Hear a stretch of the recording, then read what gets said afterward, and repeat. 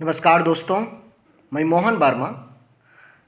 दोस्तों, आज मैं 509 यूनिट 2 का समरी लेकर आया हूँ। 509 यूनिट 2 का समरी। 509 में एक ही टॉपिक पढ़ना है और इसी टॉपिक पर आपका पूरा यूनिट समाप्त हो जाता है। वो टॉपिक है सामाजिक विज्ञान पाठ्यचर्या को प्रभावित करने वाले कारक। यानी सामाजिक विज्ञान में कौन कौन सा विषय वस्तु, कौन कौन सा पाठ, क्या क्या पढ़ने के लिए दिया जाना चाहिए, यह कौन सा कारक है जो हमको कौन कौन सी इकाई पढ़ने के लिए देने के लिए कहता है या फिर हम उसको देते हैं।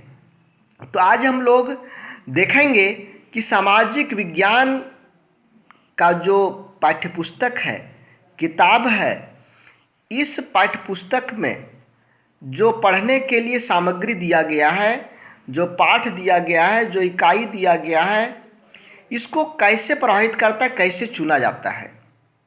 हम यदि सामाजिक विज्ञान में जो अभी दिया गया है पढ़ने को, वो यदि नहीं दें तो समाज पर इसका क्या प्रभाव पड़ेगा, या कौन सा कारक है जो हमको इन सभी को पढ़ने के लिए बच्चों को देना ही पड़ता है। यानी बच्चों के किताबों में, सामाजिक विज्ञान के किताबों में जो पढ़ने के लिए दिया गया है, वह क्यों दिया गया है, उसे देने से यानी किसने प्रभावित किया कि इसे देना है। तो सबसे पहला आता है औपनिवेशिक परंपराएं और राष्ट्रीय परिप्रेक्ष्य। सबसे पहले हम लोग ये देखिए, जो प्रभावित करने वाले कारक हैं, ये 7-8 कारक हैं। ये सभी कारक यहाँ पर मैं एक साथ इसलिए लिख दिया हूँ क्योंकि समय कम है। कम समय में हो सकता है आप केवल हेडिंग पढ़ करके इसको समझ सकते हैं, आगे उतना सुनने की ज़रूरत आपको नहीं पड़े। इसलिए मैं एक ही जगह 8 जो प्रभावित करने वाले कारक हैं, इसे मैं यहाँ लिख दिया हूँ। मैं इसके बाद एक एक करके देखूँगा। चलिए, हम लोग यहाँ पहला देख रहे हैं, औपनिवेशिक परंपराएं और राष्ट्रीय परिप्रेक्ष्य। यानी औपनिवेशिक काल मतलब जिसमें भारत गुलाम था, आज़ाद नहीं था। औपनिवेशिक काल के बारे में हम लोगों को क्या क्या यहाँ पर देखना है। भारत में औपनिवेशिक काल ने सामाजिक विज्ञान पाठ्यचर्या के विकास में बहुत योगदान दिया है।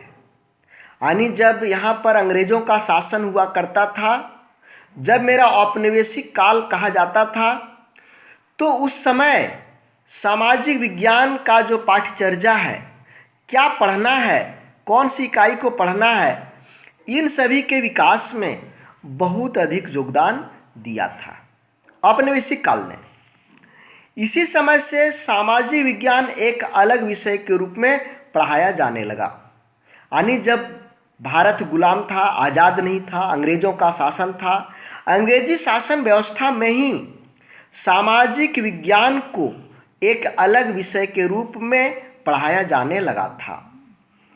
औपनिवेशिक शासकों ने स्वयं को अपरिहार्य रूप से इस देश के लिए लाभकारी सभ्य शासक के रूप में प्रस्तुत करने के प्रयोजन, यहाँ पर देखिए, जो औपनिवेशिक शासक हुआ कर रहे थे, जो उस समय के शासक थे, उन लोगों ने अपने को सभ्य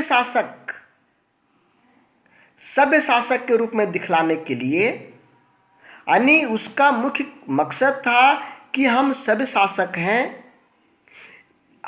वो अपने की वाहवाही लूटने के लिए, अपने की बड़प्पन दिखाने के लिए, उनकी निजी मंशा के लिए ये जो सामाजिक विज्ञान का मिश्रित ज्ञान हुआ करता था, इस सामाजिक विज्ञान पाठ्यचर्या में शामिल किया। तो ये भारतीय हितों को ध्यान में नहीं रखा, भारत की जनता के लिए नहीं, वो खुद अपनी बड़प्पन पाने के लिए वो चाहता था कि हमको लोग सभ्य शासक बोले, महान शासक बोले, अच्छा शासक बोले।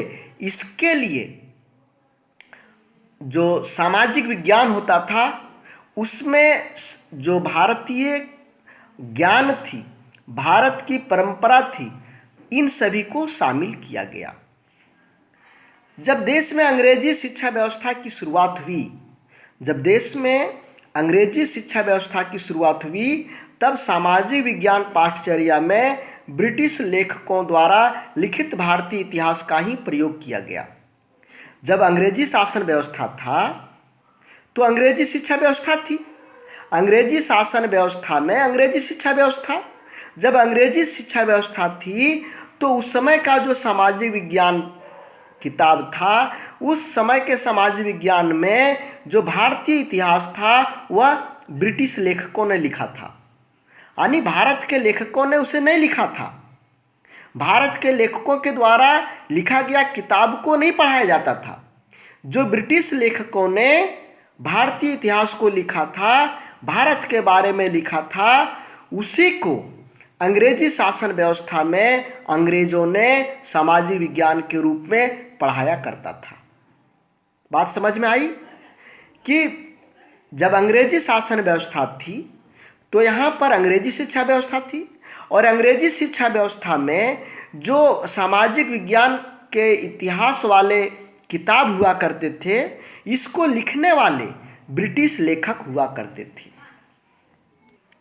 अब सोचिए, ब्रिटिश लेखक वो तो ब्रिटेन का वाहवाही चाहेगा, भारत को खराब दिखाएगा, निश्चित रूप से जिस देश का लोग रहता है उसका गुणगान करता है, अपने देश अपनी मातृभूमि का गुणगान करता है, दूसरे देशों का यानी नीचा दिखाने का कोशिश करता है, दूसरे देशों को नीचा दिखाने का कोशिश करता है। तो यहाँ पर भी यही हुआ। जब ब्रिटिश लेखक भारतीय इतिहास को लिखते थे तो भारत में जो बुराइयां थी, जिसे समाज में घृणित देखा जाता था, जिसको समाज के लोग पसंद नहीं करते थे, उन सभी चीज़ों को ब्रिटिश लेखकों ने भारतीय इतिहास में लिखा। जैसे विदेशी घुसपैठ, सामाजिक व्यवस्था के नकारात्मक तत्व, जो सामाजिक व्यवस्था था भारत का जिसमें नकारात्मक तत्व होते थे, जैसे वर्ण व्यवस्था, उच्च जाति के लोग, निम्न जाति के लोग, ये वर्ण व्यवस्था, छुआछूत उस समय जो प्रचलित में था, अछूत प्रथा, अभिजात्य वर्ग, बौद्धिक प्रपंच, ये सभी जो अनावश्यक चीज था, जिसकी जरूरत नहीं थी, इन सभी चीज़ों को ब्रिटिश लेखकों के द्वारा, इंग्लैंड के राइटरों के द्वारा बढ़ा चढ़ा करके लिखा जाता था, जबकि इन्हें नहीं लिखना चाहिए था। बताइए, आप अपने घर का जो बुराई है, क्या अपने घर की बुराई को दूसरे के घर में जाके बांटेंगे क्या? नहीं, आप उसे अपने घर तक सीमित रखना चाहेंगे। लेकिन भारत की जो बुराई थी, भारत की जो गलत नीति थी, भारत में जो गलत वर्ण व्यवस्था था, भारत में जो सामाजिक व्यवस्था गलत होती थी, उस गलत बातों को ब्रिटिश लेखकों ने भारतीय इतिहास में खूब बढ़ा चढ़ा करके लिखा। इससे भारतीय राष्ट्रवादियों में नाराजगी पैदा हुई। जब भारत की यहाँ पर बुराई होने लगा, भारत के खिलाफ बातें लिखने लगे, तो भारत के जो राष्ट्रवादी थे, भारतीय भावनाओं को जो समझते थे, उन लोगों में नाराजगी पैदा हुआ और इनका विरोध किया। बंकिम चंद्र चटर्जी ने भारत में धार्मिक और सांस्कृतिक पुनरुत्थान की पुरजोर वकालत किया। गोखले ने सार्वभौमिक प्राथमिक शिक्षा की मांग की। महात्मा गांधी ने बुनियादी शिक्षा का निर्माण किया। यानी जो ब्रिटिश लेखकों के द्वारा भारत के गलत तथ्यों का वर्णन किया जाता था, उनके खिलाफ भारतीय लोगों ने पुरजोर नाराजगी व्यक्त की और भारत के लिए अलग तरह की शिक्षा व्यवस्था की मांग ब्रिटिश सरकार से किया गया। अब देखिए दूसरा टॉपिक है सामाजिक विज्ञान पाठचर्या का स्वातंत्र्योत्तर विकास, यानी स्वतंत्रता के बाद सामाजिक पाठचर्या का विकास कैसे हुआ। स्वतंत्रता के तुरंत बाद 1948-49 में विश्वविद्यालय शिक्षा आयोग का गठन हुआ। जैसे ही स्वतंत्र हुआ भारत, विश्वविद्यालय शिक्षा आयोग का गठन हुआ और आयोग ने प्रजातंत्र के लिए प्रशिक्षण, छात्रों को सामाजिक, आर्थिक, शैक्षणिक, सांस्कृतिक विरासत से परिचय करने की सिफारिश किया। जैसे ही विश्वविद्यालय शिक्षा आयोग का गठन हुआ, इसने भारतीय शिक्षा व्यवस्था में परिवर्तन करने को कहा। इन्होंने कहा कि प्रजातंत्र के लिए प्रशिक्षण दो, लोगों को जागरूक करो कि भारत स्वतंत्र हो गया, यहाँ सभी प्रजातंत्र में हैं। स्वतंत्र भारत में क्या किनको अधिकार मिला, क्या कर्तव्य है, क्या उनका हक अधिकार है, इसके बारे में लोगों को जागरूक करना है। छात्रों को सामाजिक रूप से, आर्थिक रूप से, शैक्षणिक रूप से, सांस्कृतिक रूप से जो भारत की विरासत है, इसके बारे में भारतीय छात्रों को जानकारी दिया जाए, भारतीय लोगों को जानकारी दिया जाए कि हमारी संस्कृति क्या है, हमारी सामाजिक व्यवहार क्या है, हमारी आर्थिक स्थिति क्या है, इसके बारे में जानकारी दिया जाए। इसके लिए सिफारिश किया था। 1986 में नई शिक्षा नीति लागू हुआ। जब 1986 में नई शिक्षा नीति लागू हुआ तो उन्होंने क्या कहा, इसके अनुसार समान केंद्रीय तत्व भारत का स्वतंत्रता आंदोलन, संवैधानिक दायित्व तथा राष्ट्रीय पहचान के लिए अन्य पोषक विषय वस्तु शामिल होंगे। इन लोग नई शिक्षा नीति ने कहा कि भारत का जो सामाजिक विज्ञान का पाठ्यपुस्तक होगा, उसमें भारत का जो स्वतंत्रता आंदोलन हुआ, इस स्वतंत्रता आंदोलन को शामिल किया जाए। अभी भी हम लोग भारत का स्वतंत्रता आंदोलन इतिहास के पाठ्यपुस्तकों में पढ़ते हैं। संवैधानिक दायित्वों को पढ़ाया जाए, राष्ट्रीय पहचान कैसे विकसित होगा, राष्ट्रीय पहचान के पोषक तत्वों को विषय वस्तु में शामिल किया जाए। ये 1986 के नई शिक्षा नीति में लागू किया गया। अगला टॉपिक है राष्ट्रीय एकीकरण और अंतर्राष्ट्रीय समझ। राष्ट्रीय एकीकरण के लिए जो सामाजिक विज्ञान की पाठ्यपुस्तक है उसमें क्या लिखा गया और अंतर्राष्ट्रीय समझ के लिए क्या लिखा गया। भारत विविधता का देश है। हम सभी जानते हैं कि यहाँ पर धर्म के आधार पर विविधता है, भाषा के आधार पर विविधता है, पहनावा के आधार पर विविधता है, भौगोलिक क्षेत्र के आधार पर विविधता है। यानी भारत कई दृष्टिकोणों से विविधता का देश है। भारतीय नागरिकों में एकता की भावना का प्रोत्साहन शिक्षा का एक महत्वपूर्ण उद्देश्य है। भारतीय शिक्षा का एक उद्देश्य है कि भारतीय नागरिकों में एकता की भावना का विकास हो।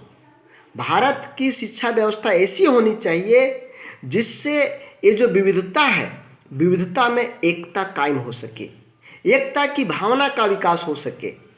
भावनात्मक एकीकरण और एकता से संबंधित विषय वस्तु सामाजिक विज्ञान में हैं। अभी का जो सामाजिक विज्ञान का पाठ्य वस्तु है जो हम लोगों को पढ़ना है, उसमें भावनात्मक एकीकरण के लिए विषय वस्तु दिया गया है, भारतीय एकता के लिए विषय वस्तु दिया गया है। दोस्तों, यदि आपको इस तरह के साधारण नोट्स चाहिए, सिंपल नोट्स चाहिए, जिससे आपकी बेहतरीन तैयारी हो सके, कम समय में तैयारी हो सके, एक दिन में तैयारी कर सकें, एक दिन की तैयारी के लिए आप सारांश, जो मेरा सभी यूनिट का सारांश बन रहा है 508, 509, 510 का, इसे आप ज़रूर पढ़ें। नोट्स के लिए संपर्क करें इस व्हाट्सएप नंबर पर। आपको एक कोर्स का मात्र 25 रुपये लगेगा। यदि आप तीनों का लेना चाहते हैं 75 रुपये, 2 का लेना चाहते हैं तो 50 रुपये लगेगा। इसमें आपको ये जो नोट्स है, सारांश का नोट्स, ये भी मिलेगा। साथ में जो क्वेश्चन आंसर, प्रश्न उत्तर का, जो यूट्यूब में आप लोग देखते हैं, प्रश्न उत्तर का भी PDF आपको मिलेगा। तो दोस्तों, यदि आप एक दिन में तैयारी करना चाहते हैं तो एक दिन की तैयारी के लिए सारांश वाला नोट्स आपके लिए बहुत ही कारगर होगा। सारांश वाला नोट्स से आप बहुत कुछ लिख समझ सकते हैं। चलिए हम लोग आगे देखते हैं। राष्ट्रीय एकता और अखंडता के बीजारोपण के लिए सामाजिक विज्ञान एक सशक्त विषय है। सामाजिक विज्ञान के द्वारा हम राष्ट्रीय एकता और अखंडता को सृजित कर सकते हैं, राष्ट्रीय एकता बढ़ा सकते हैं, अखंडता को बनाए रख सकते हैं। यह राष्ट्रीय एकता के महत्व को बताता है। जो सामाजिक विज्ञान किताब है, इसमें ऐसे पाठ को दिया गया है जिससे राष्ट्रीय एकता के महत्व को बताता है, राष्ट्रीय एकता के प्रतीकों का मूल्य समझ सकता है। सामाजिक विज्ञान की किताब में राष्ट्रीय एकता के प्रतीकों का मूल्य के बारे में चर्चा किया गया है, जिससे बच्चे राष्ट्रीय एकता के प्रतीकों का मूल्य को समझ सकता है। राष्ट्रीय इतिहास तथा राष्ट्रीय भूगोल की शिक्षा छात्रों में देश से आत्मीयता की समझ का विकास करता है। देखिए, जब देश के लोगों में एक आत्मीय भावना जुड़ा हुआ रहता है एक दूसरे से, तभी एकता कायम हो सकती है। और राष्ट्रीय इतिहास में और राष्ट्रीय भूगोल में इस तरह की शिक्षा दी जाती है जिससे लोगों का एक आत्मीय भावना से जुड़ाव हो जाए, लोग एक दूसरे के भावना से जुड़ सके। मान लीजिए, भारत इतनी लंबी चौड़ी है, यहाँ पर एक भारत के दिल्ली के लोग यदि यहाँ पर किसी विदेशी लोग आकर के भारत के लोगों को मारता पीटता है तो यहाँ के लोगों में दुख दर्द होता है, इसके खिलाफ लड़ने के लिए उतारू हो जाता है। तो क्योंकि इनके भावनाओं से हम जुड़ा हुआ है, भले वो मेरा परिवार से संबंध हो या नहीं, मेरा परिवार का एक सदस्य है या नहीं, लेकिन हम एक भावना से जुड़े हुए हैं, एक आत्मीयता से जुड़े हुए हैं, राष्ट्रीय एकता से जुड़े हुए हैं। इसलिए भारत के किसी कोना में कोई भी विदेशी आक्रमण होता है या किसी विदेशी के द्वारा भारत पर हमला किया जाता है, भारत के नागरिकों को चोट पहुंचाया जाता है, तो भारत के समस्त नागरिकों में इसका पुरजोर विरोध होता है, लोग इससे लड़ने के लिए तैयार हो जाते हैं। आज कई विशाल समस्याएं हैं जो राष्ट्रीय स्तर की नहीं, जो विश्वव्यापी है। बहुत सारा समस्या है। मैं आपको जैसे पर्यावरण प्रदूषण, ओजोन परत का क्षय, ग्लोबल वार्मिंग यानी जो तापमान है, धरती का तापमान धीरे धीरे बढ़ते जा रहा है, यह सब एक विशाल समस्या है जो केवल भारत के लिए नहीं है, किसी विशेष देश के लिए नहीं है, सभी विश्व के सभी देशों के लिए है। यह सब यदि समस्या पर हम नियंत्रण नहीं करते हैं, इन समस्याओं पर यदि हम नियंत्रण नहीं करते हैं, तो आने वाले दिनों में भारत या किसी भी देश में मानव बसने लायक नहीं रहेगा। मानव की जो अस्तित्व है, मानव का अस्तित्व खतरे में पड़ जाएगा। जैसे डायनासोर आज खतरे में पड़ गया, वो समाप्त हो गया, बहुत सारे प्रजाति समाप्त होते जा रहे हैं, उस तरह से मानव भी समाप्त हो जाएगा। और इसे बचाने के लिए हमें एक राष्ट्रीय स्तर नहीं, विश्वव्यापी आंदोलन की ज़रूरत होता है और विश्वव्यापी एक भावना का विकास करना होता है। मानवता के लिए विश्वव्यापी लोगों को जागरूकता करना पड़ता है। इसके लिए आपका सामाजिक विज्ञान में ऐसे विषय वस्तु दिए गए हैं। वर्तमान पीढ़ी के लिए विश्व शांति के महत्व की सराहना करना, सहयोग करना, समझ विकसित करना, पारस्परिक आदर करना, भावना साझेदारी करना और सामूहिक प्रयास करने के विश्व इतिहास में पर्याप्त अध्याय हैं। जो विश्व का इतिहास है, इस विश्व इतिहास में हमको विश्व शांति का महत्व को बताया गया है कि विश्व जब शांत रहेगा तो क्या फायदा होगा, अशांत रहेगा तो क्या नुकसान होगा। प्रथम विश्व युद्ध और द्वितीय विश्व युद्ध की भयावही, जो भयंकर जान और रुपए पैसे की क्षति हुई, लोगों की क्षति हुई, इसके बारे में हमको पढ़ने को मिलता है। और फिर हम नहीं चाहते हैं कि इस तरह का जन धन का हानि हो, लोगों का हानि हो, एक साथ इतने लोगों को युद्ध में धकेल करके मार दिया जाए, ऐसा नहीं चाहते हैं। इसलिए विश्व शांति के महत्व को विश्व इतिहास में दिया गया है। लोग एक दूसरे का सहयोग करें, इसके लिए विश्व इतिहास में समझने हेतु पाठ्य पुस्तक ये विषय वस्तु दिया गया है। एक दूसरे का आदर कैसे करें, एक दूसरे के भावनात्मक साझेदारी कैसे करें, कोई भी जो विशाल समस्या है इसके लिए सामूहिक प्रयास कैसे करें, इसके लिए विश्व इतिहास में पढ़ने के लिए पर्याप्त अध्याय दिया गया है। उसके बाद आता है धार्मिक निरपेक्षता यानी धर्म निरपेक्षता और सांप्रदायिकता।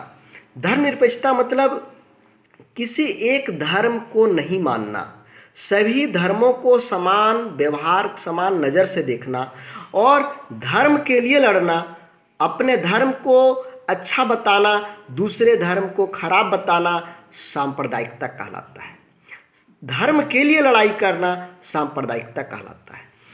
तो भारत में धार्मिक विविधता है। भारत में हिंदू, मुसलमान, सिख, ईसाई, यहूदी, जैन, बौद्ध, बहुत सारे धर्म के लोग भारत में रहते हैं। तो अनेक तरह के धर्म के लोग रहते हैं, तो भारत में धार्मिक विविधता है।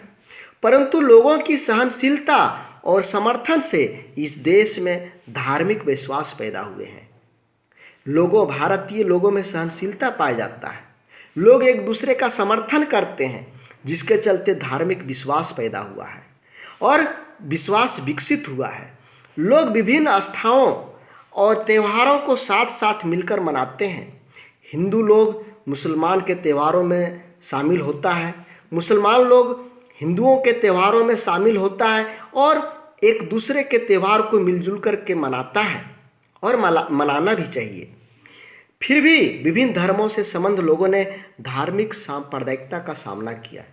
इतना होने के बावजूद समाज में कुछ ऐसे लोग हैं जो धर्म के विरुद्ध प्रचार करते हैं, एक दूसरे अपने धर्म को ऊंचा दिखाने का कोशिश करते हैं, दूसरे धर्म के लोगों को नीचा दिखाने का कोशिश करते हैं, इसके लिए लड़ाई मारपीट तक करते हैं, यानी धार्मिक सांप्रदायिकता फैलाते हैं, धार्मिक सांप्रदायिकता फैलाने का काम करते हैं। इस समस्या के निराकरण हेतु सामाजिक विज्ञान में पाठ्य वस्तु है। यह जो धार्मिक सांप्रदायिकता एक बड़ा समस्या है, इस समस्या का निराकरण हेतु सामाजिक विज्ञान में पाठ्य वस्तु दिया गया है। भारत को धर्मनिरपेक्ष राष्ट्र घोषित किया गया है। भारत में धार्मिक सांप्रदायिकता नहीं हो, इसलिए भारत को धर्मनिरपेक्ष राष्ट्र घोषित किया गया है। धार्मिक सांप्रदायिकता को रोकने के लिए एक शिक्षक भी विचार विमर्श कर सकता है, योजना बना सकता है, बच्चों में ऐसे भावनाओं का विकास कर सकता है, ऐसे मूल्यों का विकास कर सकता है जिससे सांप्रदायिकता नहीं फैले, सांप्रदायिकता को रोकने का प्रयास हो सके। दोस्तों, मैं छोटा छोटा लिया हूँ, छोटे छोटे मुख्य बातों को आप एक पॉइंट से बहुत लंबा चौड़ा आप बना सकते हैं जब आप एक एक पॉइंट को समझ जाएंगे तो। और जो सोच समझ के लिखता है वह ज़्यादा लिख पाएगा, इसलिए समझने का कोशिश करिएगा, रटने का कोशिश नहीं करना है। सामाजिक विज्ञान पाठ्यचर्या पर उपाक्षित परिप्रेक्ष्य का प्रभाव। दोस्तों, सबसे पहले उपाक्षित परिप्रेक्ष्य यानी उपाक्षित कौन लोग हैं, किसको हम लोग उपाक्षित बोलते हैं। उपाक्षित वे लोग हैं जिनकी आवाज़ मौन है, जिनकी आवाज़ निकलता तो है लेकिन समाज से बाहर सुनाई नहीं देता है। राजनीतिक जो संस्थाएं हैं, शासन करने वाले संस्थाएं हैं, वहाँ तक उनकी आवाज़ नहीं पहुँच पाती है।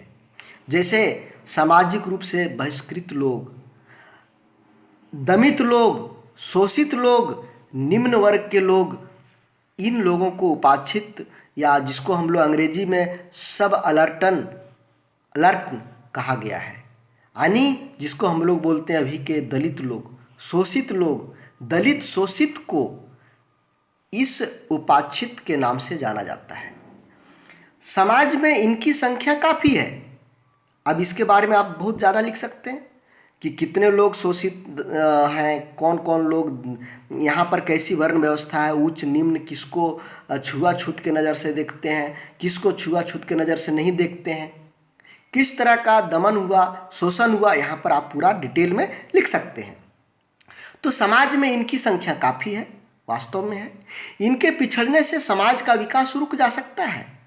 जब इनकी संख्या जब काफ़ी है और इनकी बातों को हम नहीं सुनेंगे, जो विकसित है, आगे की ओर बढ़ा हुआ है, उसी को लेके हम चलेंगे, तो निश्चित रूप से समाज विकास की ओर नहीं जा पाएगा। ये लोग पिछड़े के पिछड़े रहेंगे, शोषित के शोषित, शोषण होते रहेगा, लोग छुआछूत की नज़र से, निम्न वर्ण की नज़र से लोग देखते रहेंगे।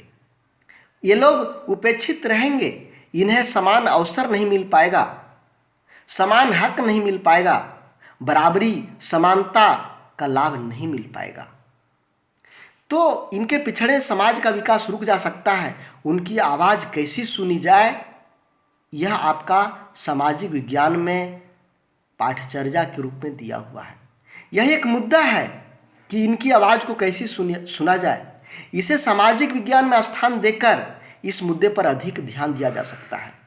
यह जो मुद्दा है दलित का, शोषित का, निम्न वर्ग का, बहिष्कृत का, इसे जब हम सामाजिक विज्ञान में स्थान देते हैं तो इस पर अधिक चर्चा होता है, विचार विमर्श होता है और अधिक ध्यान दिया जा सकता है। इस कारण सामाजिक विज्ञान के विषय वस्तु में इन लोगों का भी स्थान दिया गया है। उसके बाद आता है लिंग, जाति और जनजातीय परिप्रेक्ष्य। भारत में लैंगिक विविधता पाया जाता है, यानी इसके अनुसार यहाँ पर लोग शोषण करते हैं। यहाँ पर पुरुष स्त्रियों पर शासन करते चला आ रहा है। इन लोगों की भागीदारी समाज में कम है, संख्या में बराबर है, आधा आधी है लगभग, लेकिन आप कोई भी ऑफिस चले जाएं, वहाँ पर पुरुषों का वर्चस्व मिलेगा। एक दो को छोड़ करके, एक दो को आप छोड़ करके देखेंगे, हर स्थानों पर पुरुषों का वर्चस्व रहता है। भारत में अनेक जाति के लोग रहते हैं, बहुत सारी जातियों को लोग रहते हैं। इन जातियों में अलग अलग तरह के भावनाएं, विचार, व्यवहार पाया जाता है। कुछ को हम अगड़ी जाति, सामान्य वर्ग के नाम से जानते हैं, किसी को निम्न वर्ग के नाम से जानते हैं, किसी को दलित, हरिजन, ये सब के नाम से जानते हैं। और जनजातीय परिप्रेक्ष्य, भारत में बहुत प्रकार के जनजाति लोग भी रहते हैं। हमारी कुल जनसंख्या का लगभग आधा भाग महिलाओं का है, लेकिन महिलाओं की भागीदारी बहुत कम है। आप देखेंगे भारतीय संसद में कितने एमपी महिलाएं हैं, कितने महिलाएं एमपी बनकर के भारतीय संसद में पहुंचा है, कितनी एमएलए महिलाएं हैं। जो भारत का पंचायती राज है, इस पंचायती राज में कितने मुखिया, पंचायत समिति सदस्य आपके महिलाएं हैं। नौकरियों में यदि 1000 नौकरी लगता है, इसमें कितना महिलाएं रहती है। अभी भी महिला पिछड़ी है, इन लोगों की भागीदारी कम है, इनकी साक्षरता दर कम है। लड़कियों को तरजीह दिया जाता है, लड़कों को तरजीह दिया जाता है, पढ़ाई में भी भेदभाव होता है, लैंगिक भेदभाव। लड़कों को अधिक सुख सुविधा दिया जाता है, लड़कियों से घरेलू काम करवाया जाता है, जिस कारण लड़कियों की साक्षरता दर कम होती है। महिलाओं के साथ प्रायः दुर्व्यवहार किए जाते हैं, यौन शोषण के मामले बहुत पाए जाते हैं। उन्हें, वो जहाँ काम करती वहाँ पर भी लोग उसका यौन शोषण करते हैं। घर में भी घरेलू हिंसा का शिकार होना पड़ता है, दहेज उत्पीड़न का शिकार होना पड़ता है। इन सभी मामले में अब बदलाव की मांग किया जा रहा है।